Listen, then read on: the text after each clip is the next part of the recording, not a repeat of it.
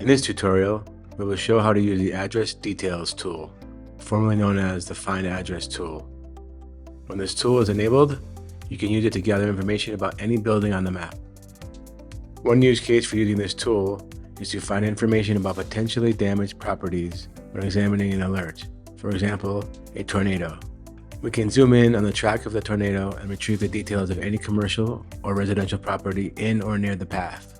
Then, any appropriate action can be taken for any potential impacted properties. To start, in vAlert, from the top menu, navigate to Alerts by Type. Find Tornado and expand that by clicking. In this example, we see an alert in Mississippi. Expand this collapsible menu by clicking. Next, click on Jasper. The map will zoom into this area, and the tornado track imagery layer is turned on automatically.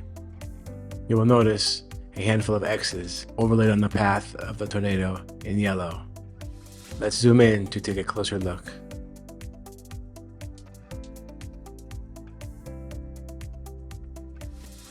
Next, to get a better look at any buildings or properties, we will change the opacity of the tornado track layer. To do this, let's click on the gear icon on the U.S. Tornado Tracks legend in the bottom right on the map. The imagery layer pops up in the lower left of the map. Notice the slider control. Let's drag this to the left about halfway or so.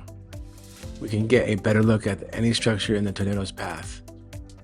Let's find the structure by zooming and panning on the map. We find one here. Let's get details on this structure. In the bottom menu bar on the left, click on the Tools button and toggle on Address Details. Next, click on the structure on the map.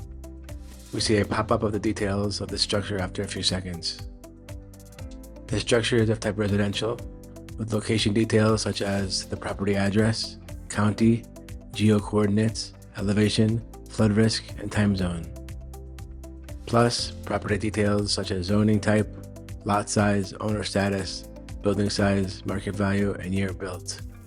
We also see ownership details including owner address, name, phone, and email. Note that the exact details displayed will vary depending on the type of building, which county it is located in, and whether your vAlert subscription includes property and ownership details. Note the circle in red on the map. It may be necessary to expand the circle by grabbing one of the handles to get further details if you do not see them initially. You also can move the circle to a different structure to retrieve details, or simply click on a new structure. Let's try this for a non-residential structure as well.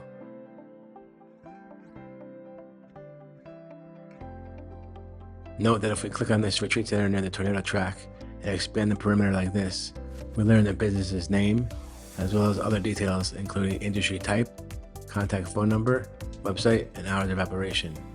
If there is more than one business showing in the circle, for example if you click on a strip mall, it will also provide the ability to view details for each of those businesses as well. To wrap up this training, an important item to keep in mind is there may be a cap or number of address details calls you can make before being charged. The administrator of your account will receive a notification specifying the status of the number of calls. There is also a way within vAlert for the admin to view a report outlining the usage.